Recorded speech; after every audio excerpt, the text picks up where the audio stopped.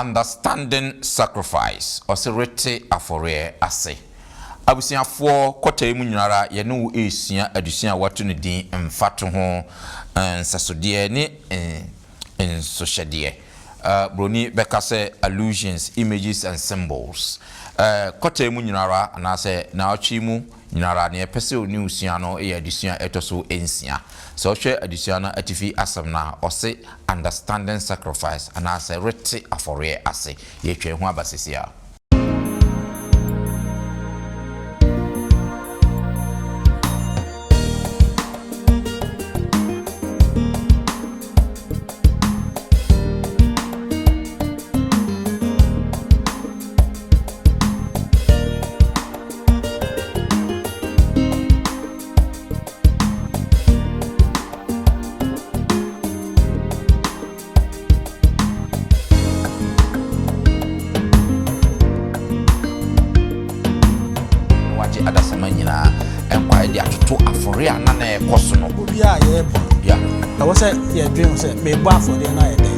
Reject Israel for the other. There was corruption somewhere. You see, Yanka, you see, a crap for Paul can say, as I will know in intimate and people, the ultimate sacrifice of a bench, which will be a Jesus sacrifice. Omande share Abusian for Adofonomo, Muamuti, and Muamotion in Nara. Yede enchiasronko nam yenga jinkopa Yesu Kristo so ede mamunyara yebesan amamo akwaba ne adamase sonko kwan so se de biara dan so mofidie eda London Ghana menda kwan for Sabbath school ena feature semu empensempensemu se ne medikan aka no kota mu nyinara ye hwe okwan ye befa so ne atimide nsohyede ne ntoto ho ene mfato ho a ewo kyerosemu ede akyere nkomhye ahodo a ewo kyerosemu ye adisuan ne bebre na atwe mu no ye pese hwe ne to so ensia no o se understanding sacrifice yet afore ase mabego fo no aye krado mo bebo amedi sa pensempensemu ede abrao na ansa no me enkuti enyum mrasesia.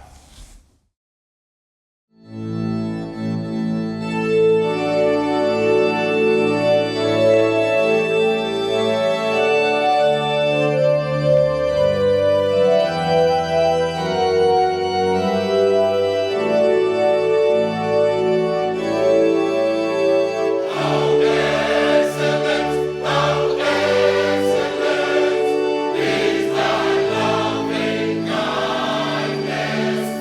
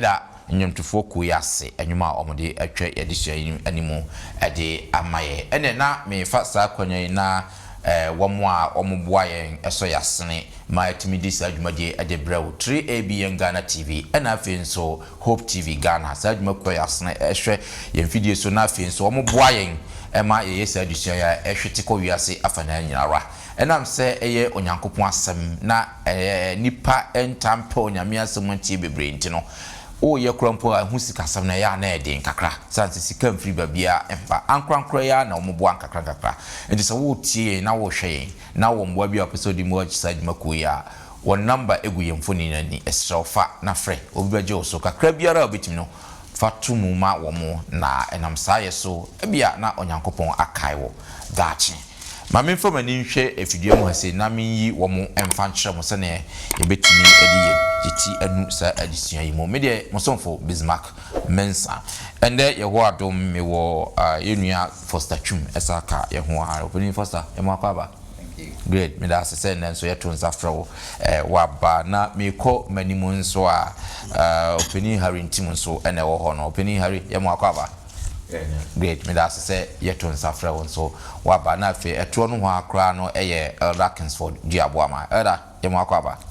Yo medamu nyina ase se modi odo abodom se yemfa adisia se emfamre yen atiefo mo amohwe yen so ye besan ada mo ase babia wo bia si utra se na memma Harry emompaye mayen ready to see so mayen sa kwanya se yembe hyenwa de ni ntimi entrase se de open ye de enye hwio so se mayen nimdie na mayen tiase aye betimi etimi adia aka wasemi afofo atiase said you open we near so do by certainty amen. Good.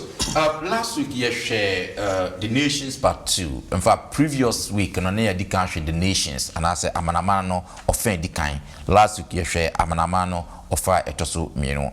Amanamana disua no na ye share okwan ya fa so a kingdoms and I say aman ehya yehu se Nimrod ehya se chichiri nkru na fe ompe se ombedi omonso saa di be pie time a onyankopɔn be frɛ bɔne drum pempenso bi onyankopɔn pɛ sɛ obeye onipa anase obesan ben onipa na nam okofa onipa ba akwa efrɛ na Abraham de chichiri kuro ba akwa efrɛ na Israel sɛ de omo beye ne sɛ omo bɛda onu nyankopɔn mani ye emfankyerɛ na womo nso enina mu akapa sɛ da bi amama o yɛtwa omo ho akyia na omo wo kings enti yempe prophets bi nyankopɔn afedie ma ye hene na onyankopɔn de omo pem omo no omo nso omo kofa ahemfo na free honom no how abebrese sa be pie time a afi na Nebuchadnezzar ebeye kingdom na afi ehun so nsem bebre na Daniel ebeson da no hu se ne wiase kingdom ya omo pese omo posi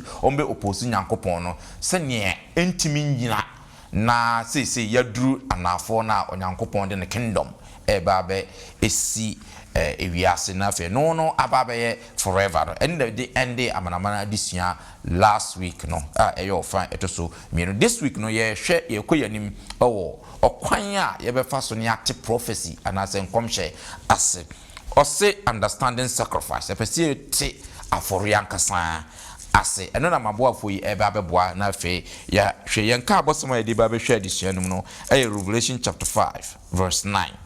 Revelation chapter 5 verse 9 no opening say why kradwa obetimi akan amaye entira jase na otojum foforo say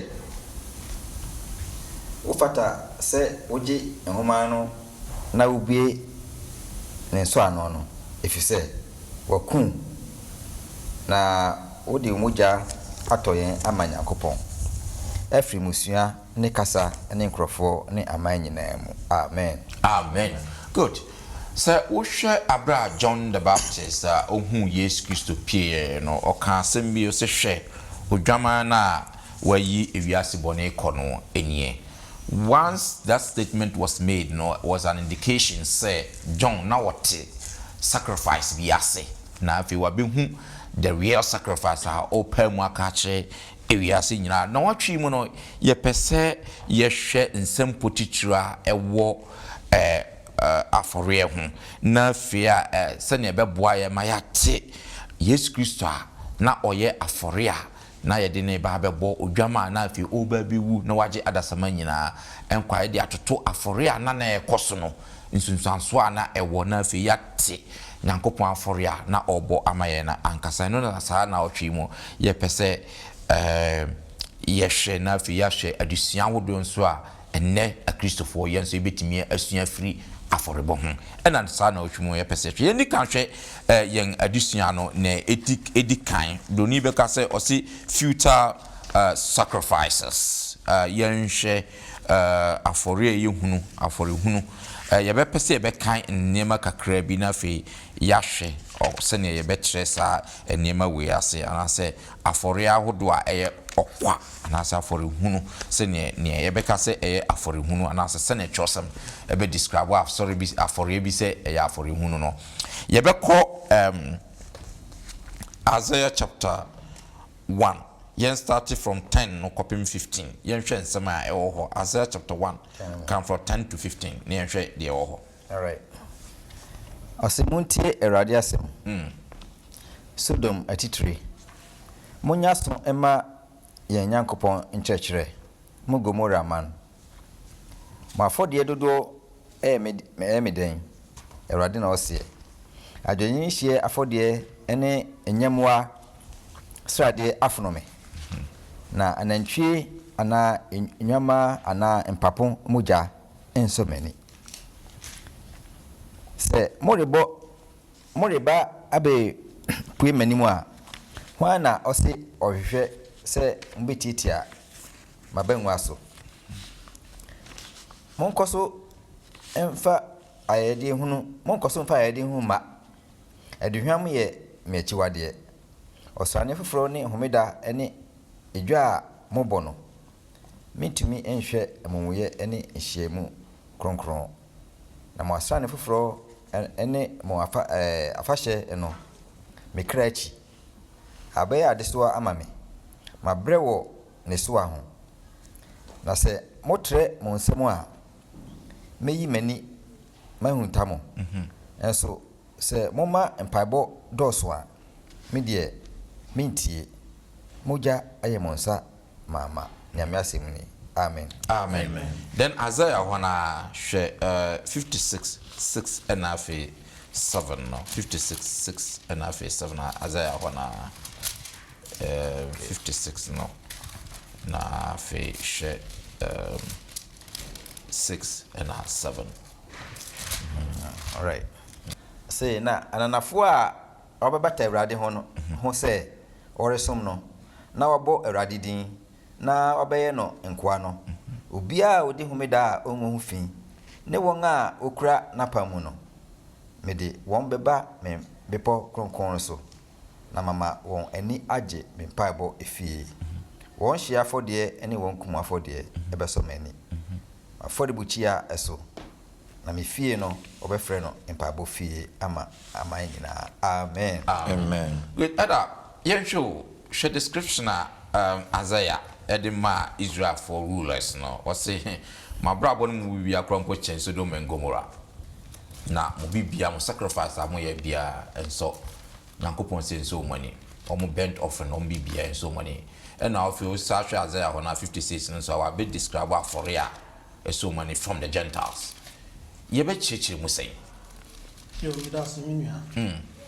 so you bet me at I can tell someone ya can free Isaiah chapter 1 verse 11 no any 56:7 no you betwe ya adwen near the akọ aforibokes here see wo twerесem mu yeah ahyase no Cain and Abel yeah you hwe Cain and Abel am say nim story no say omunyina akọbọ afọde anuanom na Abel afọde onyankopon age but Cain de onyankopon anye na afọribọ no yeah ntini ye be busase na afọribọ kura no efrihin ne bae afọribọ ya ade a onyankopon no ana hyehye yeah nanso Cain afọre nyame age Abel de nyame age but Cain de onyame anye and Isaiah ama ya te ase se onyankopon na ni nye aforebo a ombo no enam suban ne ne ye bi nti se hwe ebela te ase so ye odeboye ni a ohia se ogwama no moja no ene ebe den ebe popa no ho ebe je no na afi aye no konkron wa awurade anim nti the attitude a we call sacrifice no ema onyankopon den eje but se hwe kan dia na ye self-centered sacrifice eno no onyankopon osa ekire 56 no ye kokan no serving ho oseso omo beba na ebe pokronkron so no de omo afford ya ba onyankopon be de obeje ebe so onyame ani dia ye contracts two no ba ko osibenje ba ko de ose obeje adentia eye attitude a ye de ko ewo ye sacrifice a affordable a ye bo no ya adwen ni ensusuye said ya yakoma no a ye di akire no eno na ebe ma onyankopon affordable a ye bo no aye affordable a so nani anase ebe ya affordable a onyankopon epo ndikandie eda di pefe ede kire yen ama ye hunu se affordable bi a ye bo no I was say ye dream say me bo afford na ye den ebe die no was say but the plan of redemption no onyankopon ahyehye no eno no onam so a we de bo na affordable se moja hwegu ama when for free ni ho do you know or realize so you the boy ni to was a boni moja hwegu eba na afi onyankopon ete no na afi ye free akuma mu ni epemu surrender submit to God. That's right. And on the bema ya affordable a ye bono aso nyame ni se ntisa ade a affordable biara a ye bono ebe de ebe ye kwa ai di ba ye mre mu a ye bo afode bibiri ye di esika bo afode ye di emre bo afode ye di esuban bo afode ye di ho bo afode but afode no a wo bono what is the purpose, what is the goal? What they born out there a 2-1 we was kanti any amede bi ma asafo no but ebia na enye afori a wo bo afira komam se me de me ho ma onyame sika na amanya nti na am de ma no but me life a me transe no me transe am awurade ana se me tran ababraba me a me bo e ma me ho ana okay me da say e da why ne ye pa afi se nya wo bo no e di nyankopon hwe se obeye so en free nyankopon hwe se obeye a de me de fa audience no en free nyankopon hwe se obeye a waste okay great now okay Harry kame kan say afarebo no and it be also so a man yet to say a tick box exercise and no na additional tree aba yeni aba so say just say able say no nim say this is what is expected into nim say or your sacrifice na yankopon bitimi nyame beje no na we hwe de na ken ne ye ne dia na just say I just say how be crap o mano okay we na say me okay me ye we ama okay anyone maybe until sa attitude na elder canon very very essential in submitting set my body and I say submitting said this is what needs to be done, this is what God expects me to do.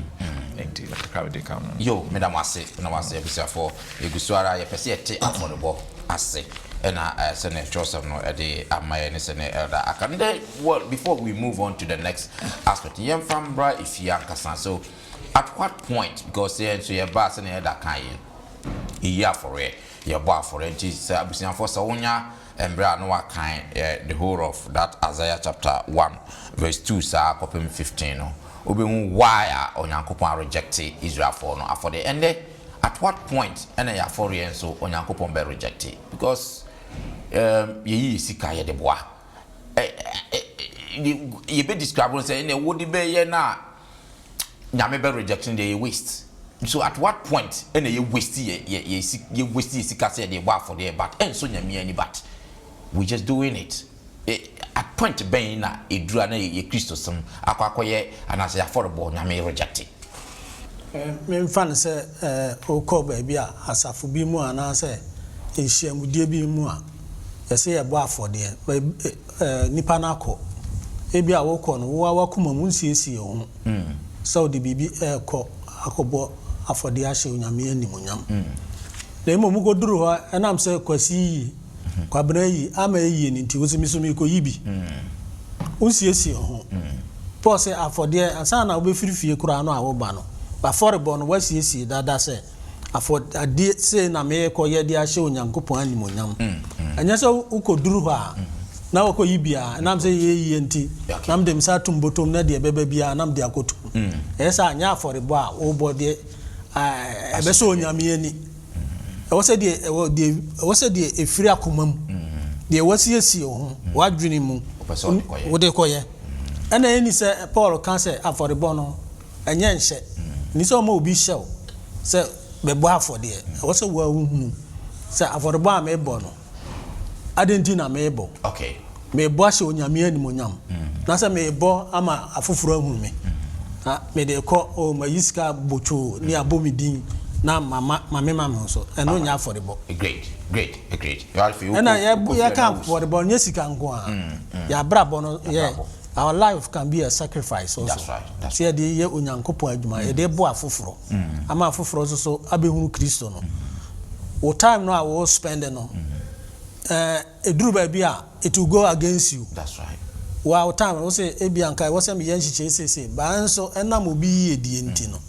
Let him sacrifice said the nipa no so onso abetimi abehunu Kristo no onso anya akwade ni. Yo. Na bio so no. Say ene no ye afode no ifa no say bia ena eboan ete ye ho. Because say one cause sorry cry na or the usika cry man say o mfa to parish man cry we think you've done the best or enough but I know any na ko parish but you know your heart so your heart if your heart is clean before God and then you mehwe tinya o say o ka say so ko onu obi yaka na say ko ba for dia jai na nu ya ne dey ko reconciliation that's the point that's what God also require from mercy aforebo so cry no emma honhom ne show a cultural amount and I say satchro de ese we enti ho na ma hu se nyankopon na show obi o ha o hye ne se bia yesi ya no no are different enti no so ema enso nyame ani eno so adisane twa adwen se twa se or say any particular one, I say you follow specific instruction because the Holy Spirit is very, very keen. Say every time we are my specific instruction to follow, and we shouldn't change it. Great. Yes, great. And we say for share or quite a first so I betting comshas and then who be here say aforian so yet ye a ye a pa na ya pointer Yankopon are rejecting Israel for aforie because of describe rulers and say omo corrupt. Nature say wuntimi corrupt we emfambre nyankopon sa na opezo kire e bo afodi nti na ugbo apo bi wa abonten no aba be yiska bafu e de akire say woni watimi yisika bebre sa afori ne nso nyankopon ani akwa yisika bafu na so twede ye hyentumam ukwa akokontokwa woni obi manso sa ne mani nyina no emma sa afode no enso onyankopon ni na okache Israel for any time bia onyankopon be reject Israel for afode no na there was corruption somewhere yesisi nyanka yesisi akurafo yebu atenchia nti sa ne mani nyina no emma ye nsika ye yi no enso onyankopon ni because onyankopon pesa justice na sense ye disika eba bre no sanse no ni sika no wahyehyɛ adaso great me da mo se mo achen musa ye nto aso na fe ye nkunti ye hu aforebo a eye hunu anasa aforebo a eye okwa hwe enimu se ne chosem no achen mu no afenso ye nto aso abra Paul tro koma Hebrew for no Paul Hebrew chapter 10 no kan 3 to 5 no was say kan sembi se anantwinini ne mrichi moja no entimi engie yenhwe why I will make it those statement and I feel say entimi engie and ya and they not for no adit na no moye de apeden no moye de atwen den yentie Paul abra otro koma Hebrew for no Hebrews chapter 10 3 to 5 no ntira that's na mum bone on kai ewo muda afrisia if you say anantwinini ne mrichire moja intimi inyi bone enti orebe wiase no na oka say afodie ene ayede wampe onam na wasiesie ede amame ohye afodie ene bone ho afodie anso wani eno 5 up to 5 45 okay, no. yeah, great. And you know say or say nantwinini no ne whatever you know intimi yi bone emfo na statement we are Paul canon not the end of us all and why was there not dentina na 34 no more use those things for sacrifice.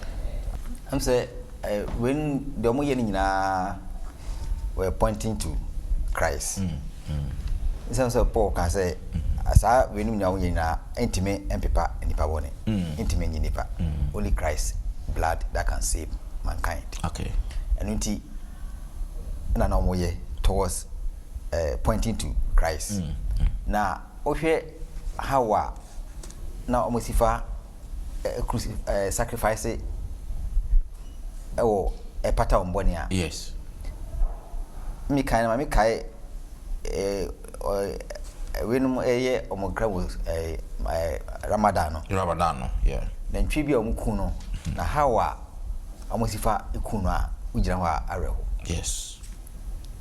So any enema efamu a asana for the any boa areho. Sababe netie nantwi na omokunu no onye bone. Ye nipa ani aboy ekoye bone. Udwana omokunu no onye bone. Ye nipa ani akoye bone. Sapepe ana dwumade no dina ponti Kristo no. Kristo ana baya ni moja no itima dia be save ye. That's right. Jesus Christ wanye bone. Yes. Ye ana akoye bone. Yeah. Isan say oye edi age yen kwa. Enti ana man fa sa oham. Yeah. Na de na omoye a enyi yen kwa no e kire say Yesu Kristo musi yesuan komhye.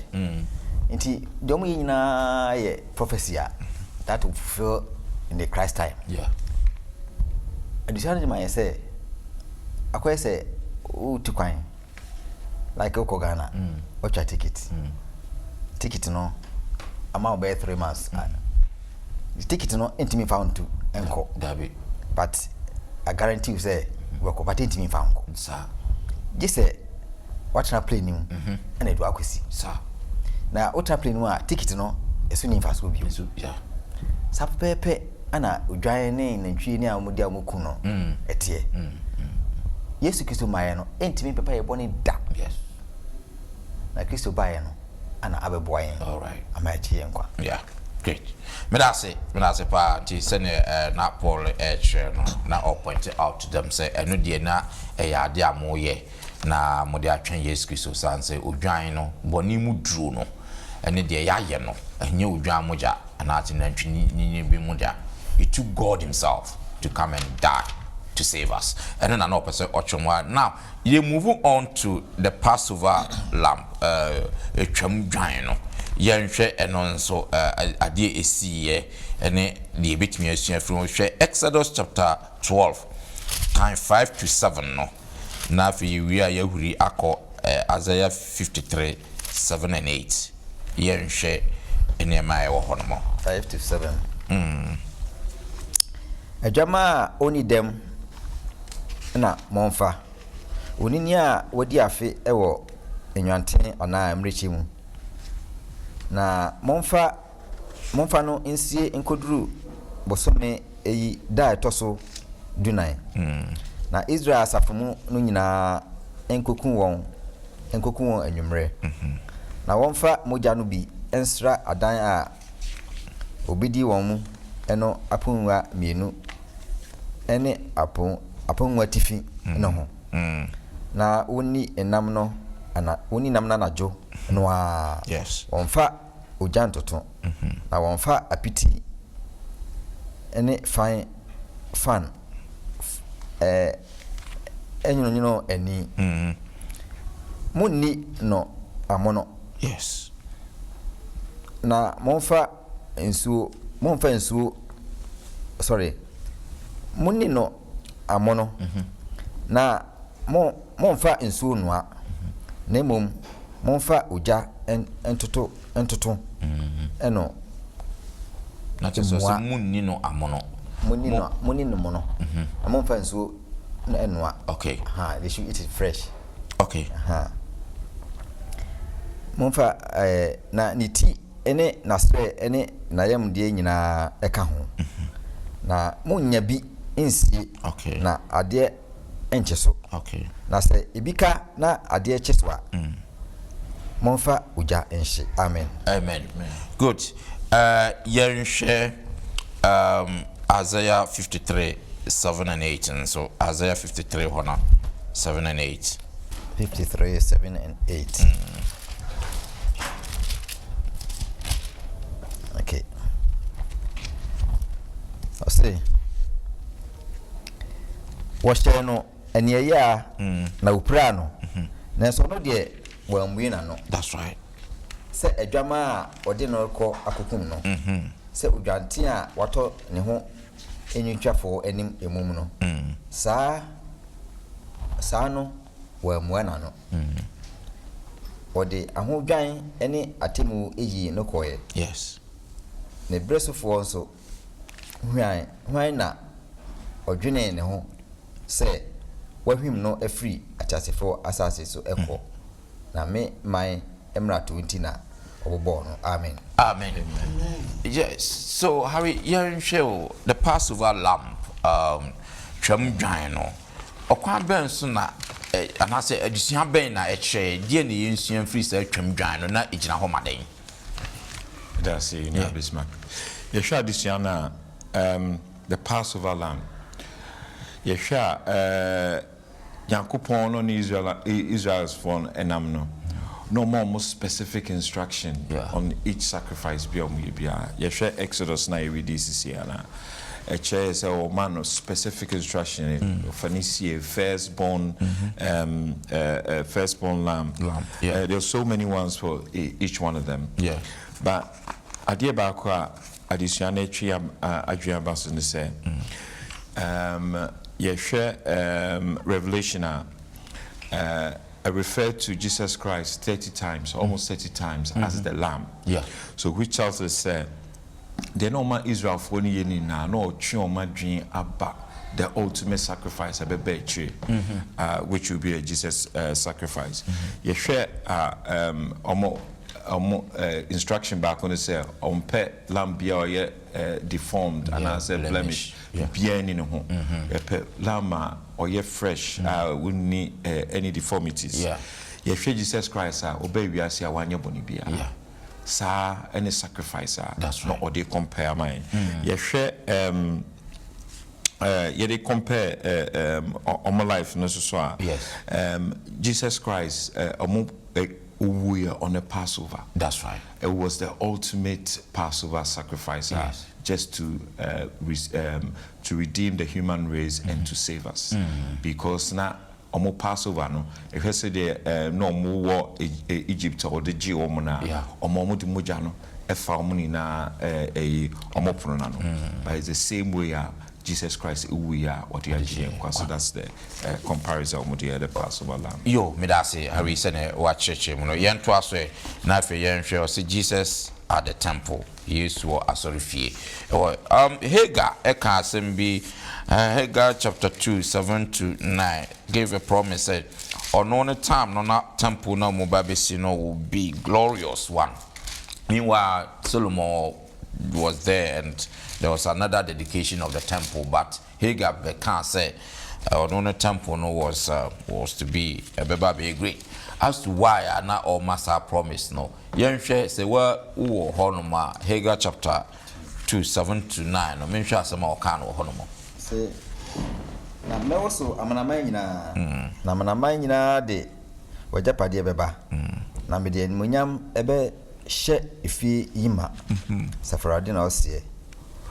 Me na sika ne dwetɛ wɔ me safarade asɛm nie so na ɛdan yi animonyam bɛso akyire yi deɛ no bɛsene kane deɛ no asafarade na ɔsie na ɛha na mɛma asomdwie Seferade assembly. Amen. Amen.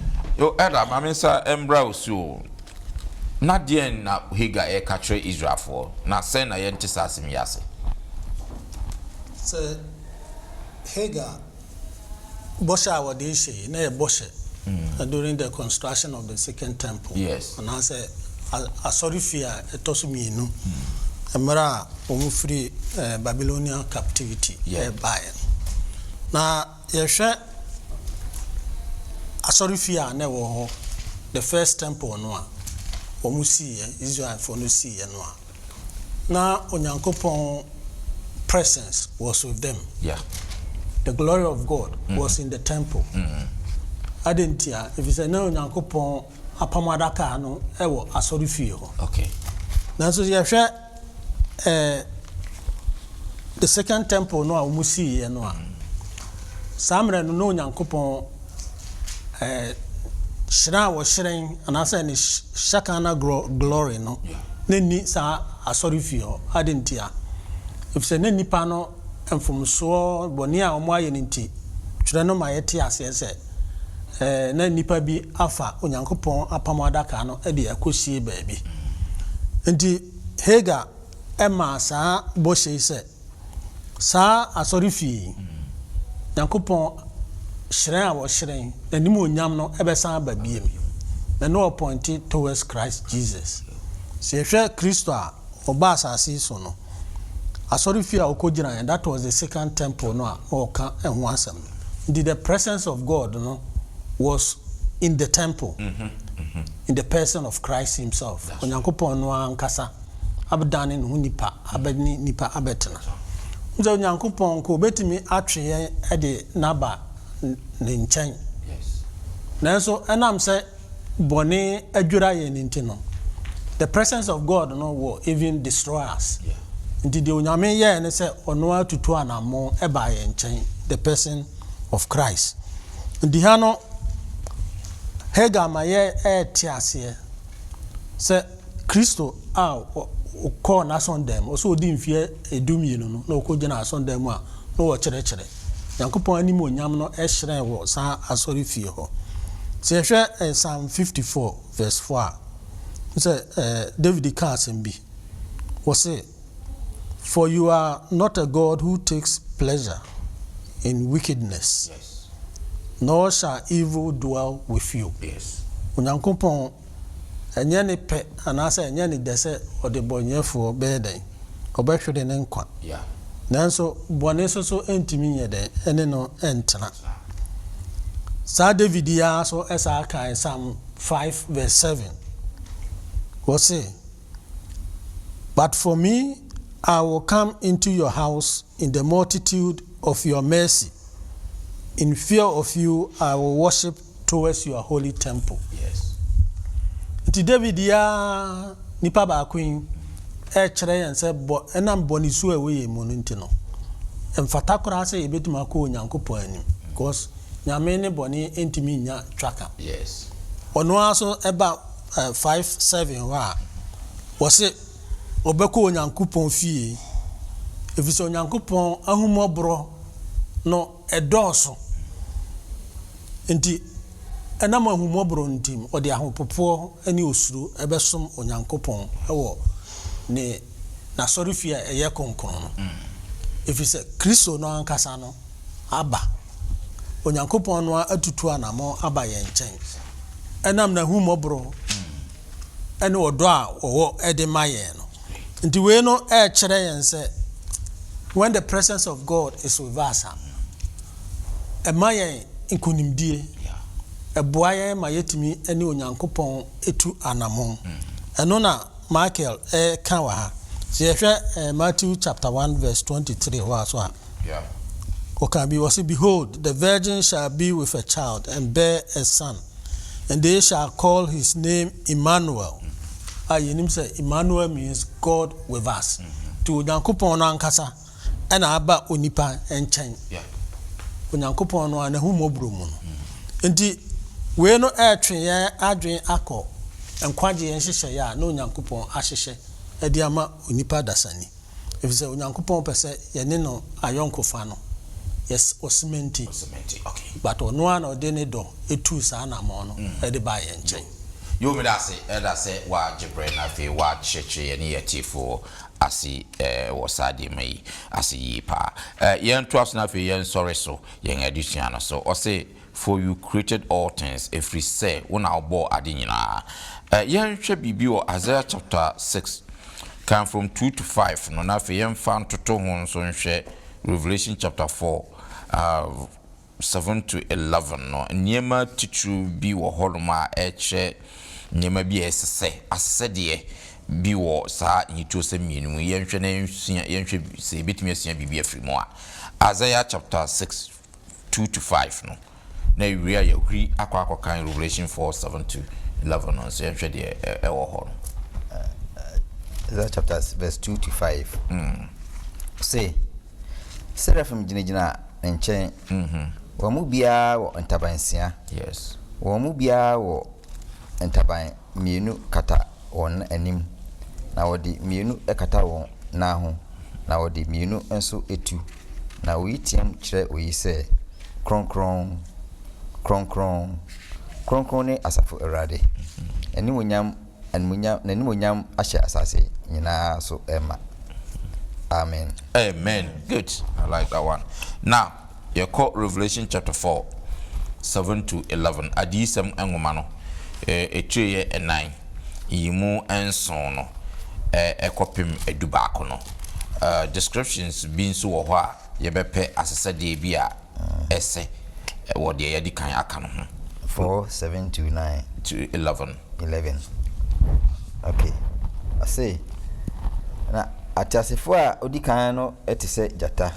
na atiasefo a etoso mienu no tise nantwi ba na atiasefo a otoso miensa no ewo enim tise onipa na atiasefo a otoso nan no tise okode a otu na atiasefo bananu mu bia wo ntaban nsia na aniwa ahyehye won ho ene won mu mama na ohome awia ne anajo se kronkron kronkron kronkron ne Awurade Nyankopon yes ade nyina sutumfo a otena ho na owo ho na orebeba amen good ya hwe sa yito se mienu Isaiah ne Revelation asese de ben ene yehunu wo sa yito se mienu okay mirase o se wo hwe ayina omina a praise God omina a creature nyame ne bo isa na nyame hwe no etwa ho ahia yeah ana omuyi Awurade aye omo ntaban ebi wo ntaban nani wa wo ho meaning omo hu babia ana jata nipa ne ade na kire obia ne senia ote yeah aha na oyina yes a creature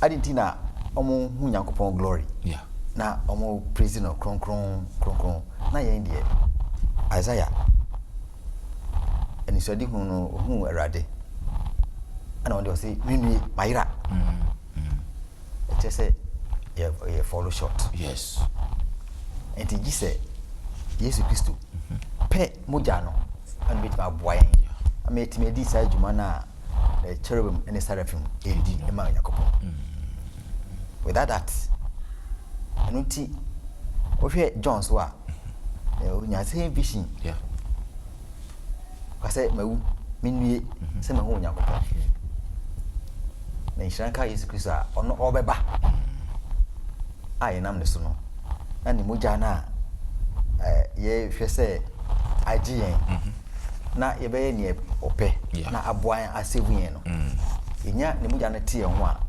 yenso betima yi na ye se de cherubim and seraphim yi na ye yo medase se mo ayere sa ama ye de sua etise de abre yen atifo abusiafo ye beda mo ase se mo nso mo de mo afidie de ato ahase adisua ye de abre wo no ne etoso ensia na yɛde abrɛw sɛ yɛbɛte sacrifice ase nti yɛhu sacrifice na sɛ afɔre no sɛ yɛbɛte ase yɛhu sɛ afɔre no bi wɔ hɔ a ɛnso nyankopɔn ni asɔre a ɛmfiri yɛkoma mu afɔre a bɔne taachiri afɔre a yɛkɔbɔ apo afɔre a ɛde watimi wakame ɛba no saa afɔre no ɛnso onyankopɔn ani kura yie sɛ na yɛhu Kain ne Abel afɔre ɔmkɔbɔɛ na baako deɛ ɛsɔ baako ani na afei yɛhu sɛ saa afɔre a na ɔmobɔ ɔmo de nantwini ne afei nwan akɛseɛ de bɔ ne nyinaa no na ɛyɛ prototype ɛyɛ neɛ na ɔmo yɛ na point to Christ oguaman a na ɔba bɛyi bɔne nyinaa afiri ewia asono asara nso na abra na Israel kɔpie Egypt twam fashe anase twam dwan na ɛwɔ sɛ ɔmode ekum odwan na afei ɔmode ne mogya ɛde ɛyɛ ɔmopono sɛ ne ɛbɛyɛ a sɛ okum no ɛba wo a wodie saa post no wo bi ɛwɔ aboboa anase wo pono ano no yɛbɛtwam na wode ɛyɛ nya ohwe no saa lamp na no mo yɛ na ɛno so yɛ friends lamp na ɛno so egyina homa Yesu Kristo na ɔba ɛba bɛba ɛno nti ɛno kyerɛ sɛ sɛne na esitie no sɛ enemre sɛ Yesu Kristo ɛbɛba wo biara wamfa saa mogya ne bi amfa nya wo ponan no kyɛ sɛ wo bɛyera sɛne na Israel for saa netie ɛnɛ no ɛyɛ wo bia wamfa Onyankopɔn sɛ Yesu Kristo sɛ wo personal savior na wanyɛ na hyɛdeɛ no emre no so a won so wo bɛyera saa netie sɛ yɛkɔ yɛnim no so a yɛhu sɛ temple no abra iduru Hagar so no Hagar promises that our temple is going to be wonderful. Adentia no my temple me no me na twem. Na ne de na eduru so no mo ba ba ne de na ye temple Yesu Kristo na nkasa be step in. Nti abra Yesu Kristo ni owie wo no na sa so fie na okọ share ne dwumadi ase na the temple na e friends na Hagar e ka ho asem no. Na afi ye hu se abode nyina ba bia Nyankopɔn wo bia ne cherifim Sabbath omatwom ho achi saa no omo ya abode a omo ye kronkron so yenso ya position ye ho in such a way say saa kronkron ya ye ka e exalt Nyankopɔn yenso ye was saa position eno ana eho adusua e na ye de abrow next week no ye behwe nkomhwe fapem ahodo eno ye adusua to so enso Onyankopɔn enhyira mo katwani na mensama hari enhyira adusua no so emaye that's me. Radio Dawasi. So my in Chichimua. What this year would your my echo we are safanina. Yes, so said you be in a common. Do you walk and share? So be tea was 7 no. Such church in Muye, naturally bound chain. Yes, so some an inco baby a SSEco. We near soda by Sudinti. Amen. Amen.